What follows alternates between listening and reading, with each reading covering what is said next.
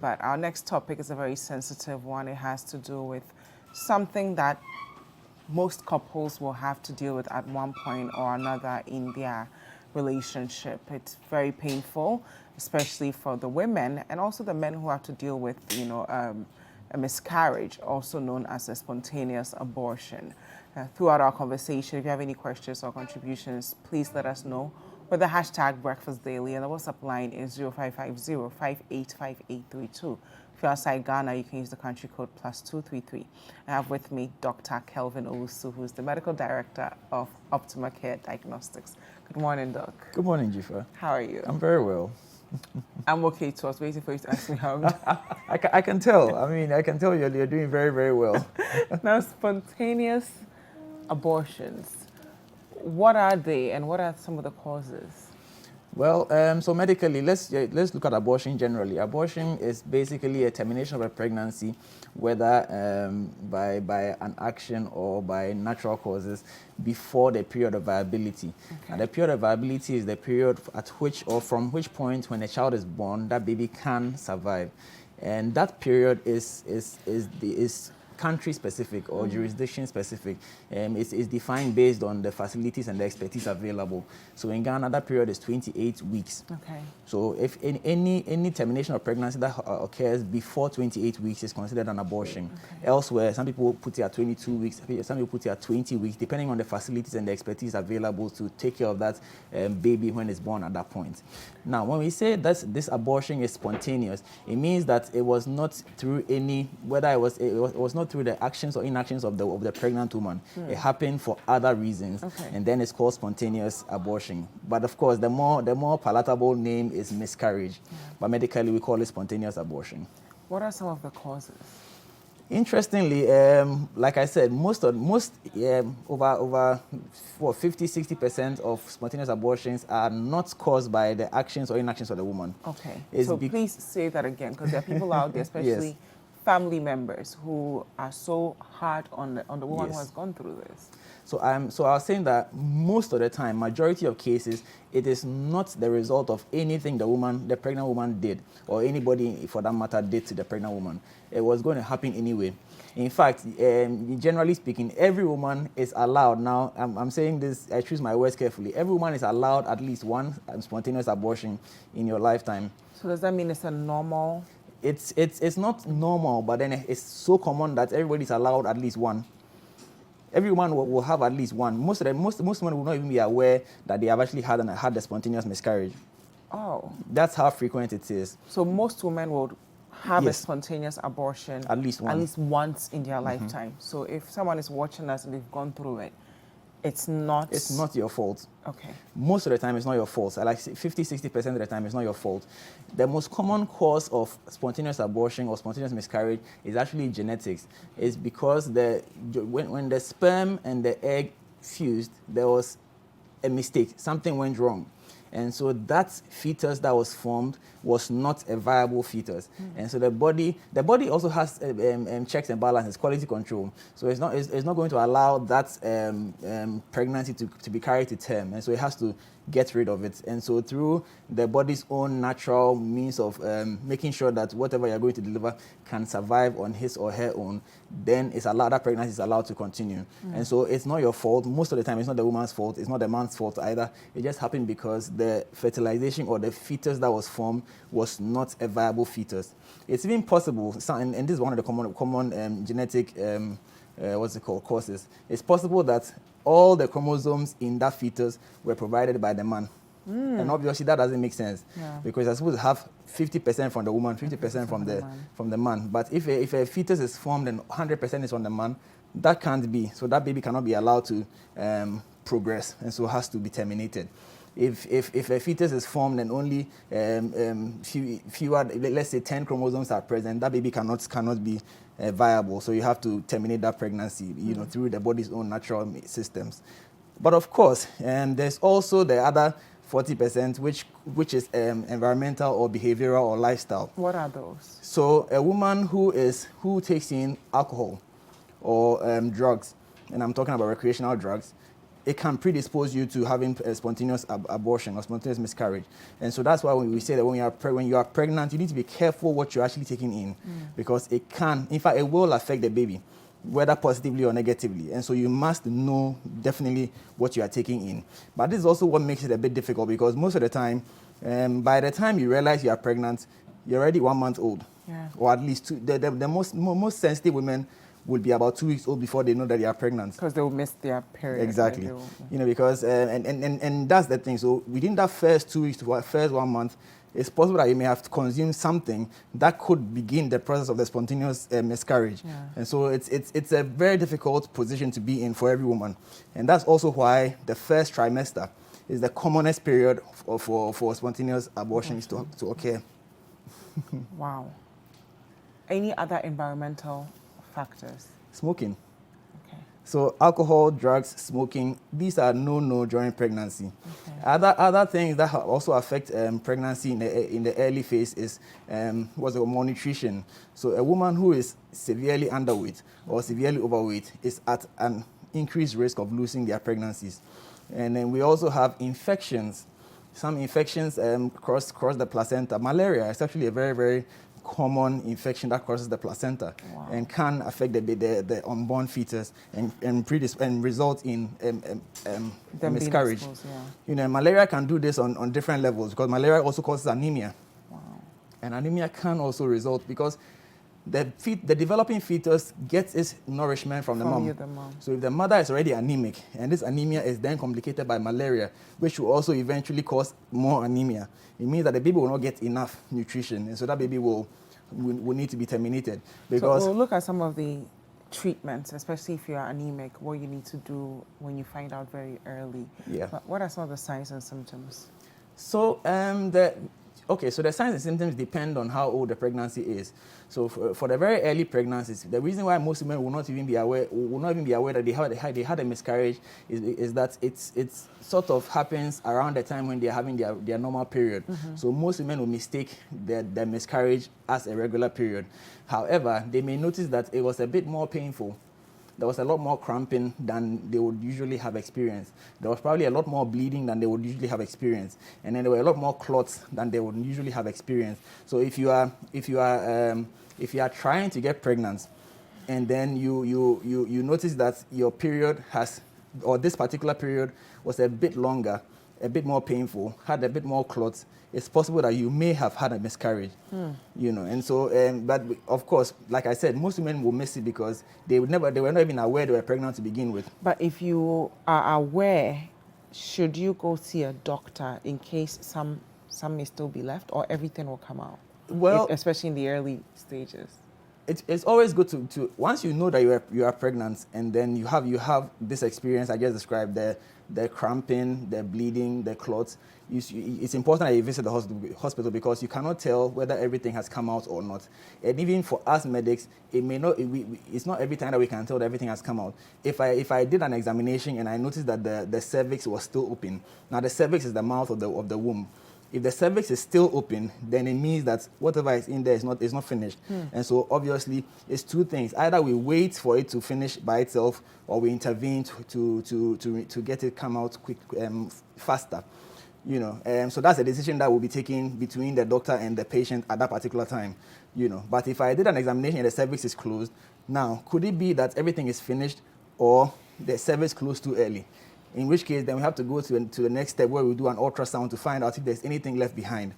Now, in this case, if there is something left behind, then we have to intervene, either medically by giving you some medication, or surgically by going in and removing whatever is left behind.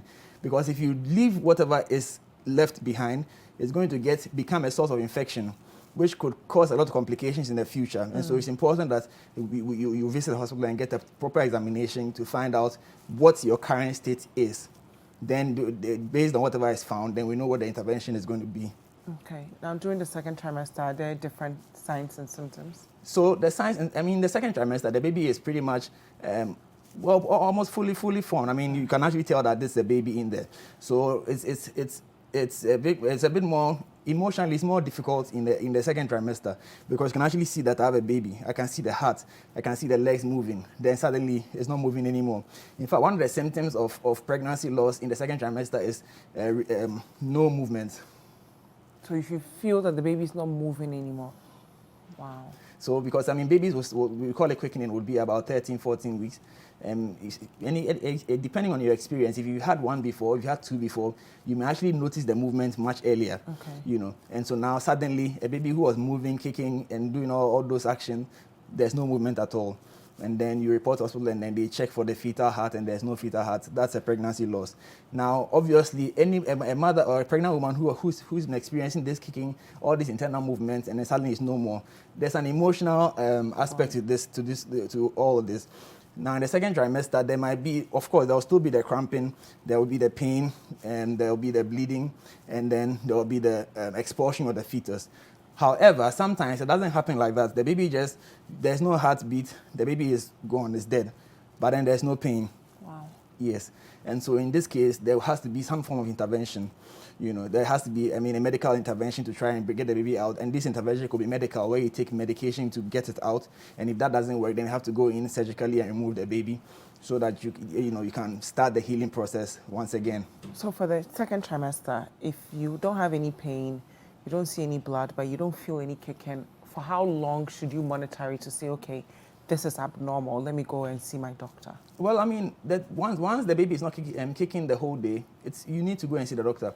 And you see, also, pregnancy is one of the should I say, customized to every woman. You know, so because there are factors that come into play. The age of the woman counts. I mean, if you were dealing with a very young woman, maybe in the early 20s, first pregnancy, you probably advise if there's no kicking you don't notice any kicking in 12 hours, maybe report to hospital. But if you're dealing with a 35-year-old or 40-year-old woman with her first pregnancy and she's not feeling any kicks for 6 hours, you're not going to leave that woman sitting in the house, waiting for 12 hours. So it depends on the peculiar circumstances surrounding that particular pregnancy. Then the doctor can advise appropriately. But basically, if your child, and also the children are different. You can tell their personality even while they are in. I mean, of course, I've not been pregnant before. but you're a very active partner, so you could tell. Exactly. I mean, there are children in utero, in the womb. They may kick once, twice a day, and that's it. And there are children who are doing and there are children who are doing somersaulting the whole day. So you know your pregnancy. So if you're pregnancy that this child has been kicking 3 times, 4 times every hour, and then suddenly for 2 hours there's not been any kick, you're not going to wait for 6 hours or 12 hours. So you know the baby you are carrying.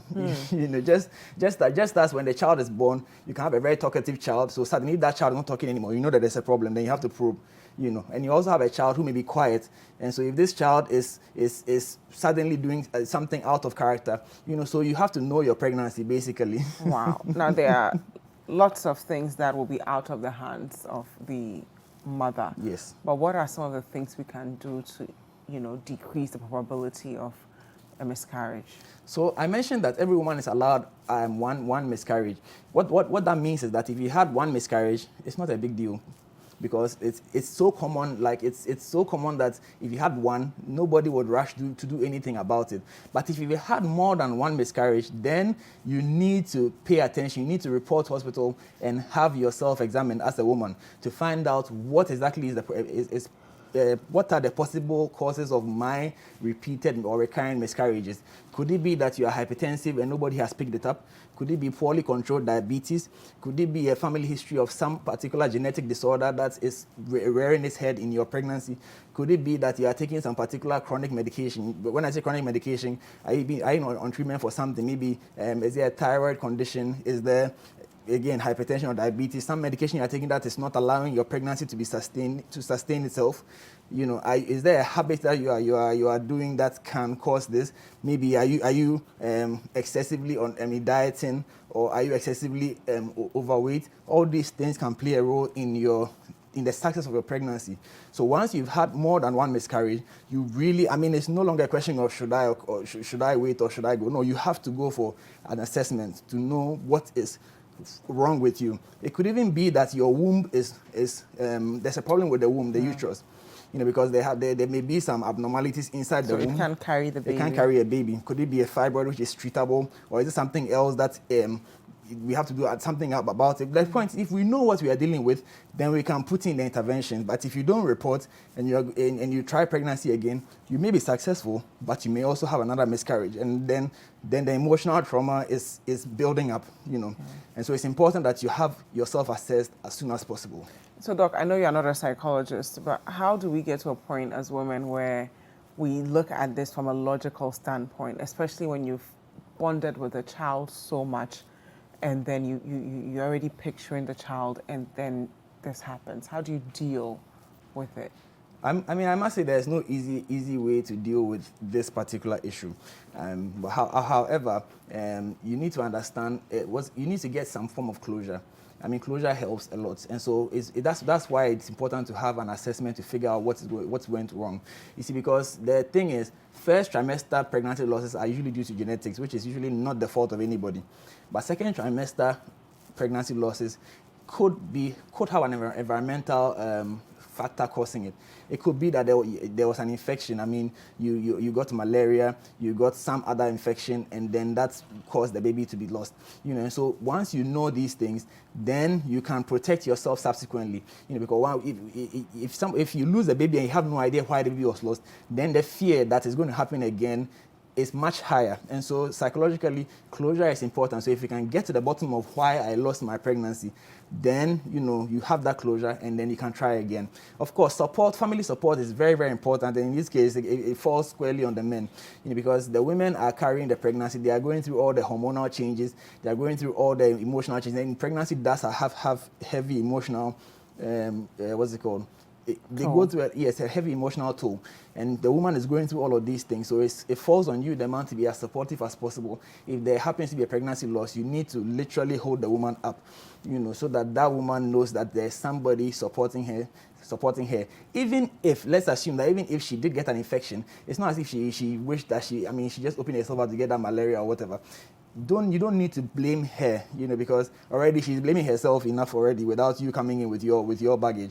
So as much as possible, support is very important. And let's keep the in-laws at bay, especially the unsupportive in-laws. This is not a time to have them come disturb the woman at all. Especially those who mean well. We have a question here from a viewer, Mina from Kintampo. She says, can stress contribute to miscarriage? Stress causes everything negative. So stress can contribute, because when you are stressed, you have your stress hormones go up. And these stress hormones, you see, how do I put this in a nice way? The aim of the stress hormones is to preserve your life. Anything else is secondary. Fight against everything. Exactly. Anything else is secondary. So at that point, the pregnancy is considered secondary. So as much as possible, when you are pregnant, if it's possible to reduce the stress you are going through, please go ahead and reduce it, because when the stress hormones come down, it helps promote the pregnancy sustainability. But I was going to mention that, so after a spontaneous miscarriage, when do you return? When do you have sex? When do you return to try again? And viewers, again, if you have any questions, #BreakfastDaily, WhatsApp line 0550-585-832. We're discussing miscarriages. When do you get back? So it depends on how old the pregnancy was. If it's a very early pregnancy loss, especially the ones that you don't even notice, you just thought you was having your period, then there's no interference with your sexual lifestyle. You can just continue with whatever you were doing. But if it's an older pregnancy that you lose, so long as the cervix is open, you need to hold on. And so most of the time, the advice is at least 4 weeks to 6 weeks before you try again. It's very, very important that the woman recovers. And even this recovery, the physical recovery is one thing, and the emotional recovery is a whole other thing. So if the woman is not emotionally ready, allow her to recover fully before you start having sex again, or you start trying to get pregnant again. So is it to start trying to get pregnant or to start having sex again? So which one? Well, one leads to the other. Yes, but some people might want to try protected sex for a while, because the woman might not want to. She might not emotionally be ready to go through the whole baby thing again. So Which so one? to have sex again physically within 4 weeks or after 4 weeks, you can actually have sex again, and at the same time you can also start trying to get pregnant again. Okay. But if the woman is not emotionally ready to carry a pregnancy, then your point about the protected sex comes into play. So you can't have sex and protected sex after the 4 weeks, and until the woman is ready to carry another pregnancy, at which point you cannot have unprotected sex. Wow. It's not an easy thing at all. I mean, and the age of the woman also plays a major role, because, like I said, if you're 35 or you're 40 and you're having your first pregnancy. What age are you at most risk of a miscarriage? Extremes of age, you're at risk of miscarriage. So if you're 40s and up? 35 and above, you're at risk of getting miscarriage. That's if it's your first pregnancy. Yeah. And then also subsequent pregnancies as well, because now the thing about women is that your eggs are there from the day you are born. So as you grow older, you shed them. Yes, and the eggs are also growing older. So the older you are at your first pregnancy, it means that there might be some problems with that egg, and that's why miscarriages are more common in the older age groups. You know, so if the woman is older and has a miscarriage, the risk of having a second miscarriage is higher, which is why you have to go in much earlier for your assessment and interventions without delay. Dr. Kelvin Obusu. There's no better person to have this very sensitive topic with than you. Thank you very much. Thank you very much. Where do we follow you on social media? You can find me on all social media platforms at Kelvin Obusu MD. Thank you. I think you're home for staying. So the most important thing is that if you have a miscarriage, it is not abnormal. Every woman will have it at least once in her lifetime. So don't be so hard on yourself. Get rid of all the people who stress you out while you're pregnant so that they don't contribute to it. And if you're 35 and above, you might go through this, but don't be too hard on yourself. And if you're a partner, this is the time to really be there for the woman who was pregnant, because she's already so hard on herself that she doesn't need you to be hard on her as well. And then you can start trying to have a baby after 6 weeks, 4 to 6 weeks. Don't go anywhere, guys. Breakfast Daily will be right back after these messages.